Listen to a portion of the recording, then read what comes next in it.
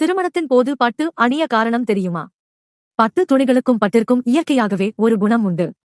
அதாவது பட்டிற்கு எளிதில் சில நல்ல வகையான கதிர்களை தக்க வைத்துக் கொள்ளும் சக்தியும் தீய கதிர்வீச்சுகளை, நோயாளிகளின் சுவாசம், ஓசோன் படலத்தில் இருந்து வரும் அசுத்த கதிர்கள் போன்றவற்றை தடுத்து உடலிற்கு வலிமை அளிக்கும். திருமண வீட்டிற்கு பல தரப்பட்ட எத்தனையோ பேர் வருகின்றனர். அதில் யார் எப்படி என்று தெரியாது.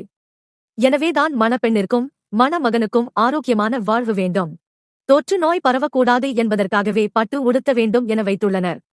இதை சில நாடுகளும் தற்பொழுது ஆராய்ச்சி செய்து கொண்டு வருகின்றன. கோவில்களுக்கு செல்லும் பொழுது ஏன் பட்டு புடவை அணிகிறார்கள் என்றால் நல்ல கதிர்வீச்சுகளை தக்க வைத்துக் கொள்ளவே. பட்டின் சிறப்புகள் தெரியுமா? பட்டிற்கு தோஷம் கிடையாது. அதனால்தான் எத்தனை வகையான புடவைகள் வந்தாலும் பட்டு புடவைக்கு இருக்கும் மதிப்பு காலம் காலமாக குறையாமல் உள்ளது.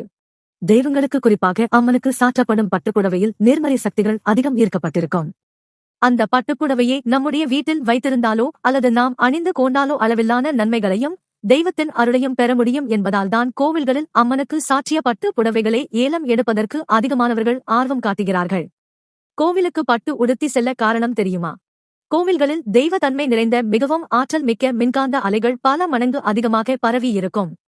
அது சக்திகளை எளிதில் ஈர்த்து நன்மைகளை தரக்கூடிய தன்மை கொண்டது பட்டு. அதனால் தான் கோவிலுக்கு செல்லும் போது கண்டிப்பாக பட்டு உடுத்த வேண்டும் என்பதை இன்றும் பலர் பின்பற்றி வருகிறார்கள். இறை சக்தி நிறைந்த மின்காந்த அலைகளை ஈர்த்து வைத்துக் கொள்ளும் பட்டு ஆடையே நாம் அணியும் போது உடலிலும் மனதிலும் ஒரு விதமான உற்சாகத்தை தரும். அதேபோல் நம்முடைய உடலில் இருந்து காந்த சக்தி அதிகம் வெளியேறாமல் காக்கும் தன்மையும் பட்டு உடைகளுக்கு உண்டு.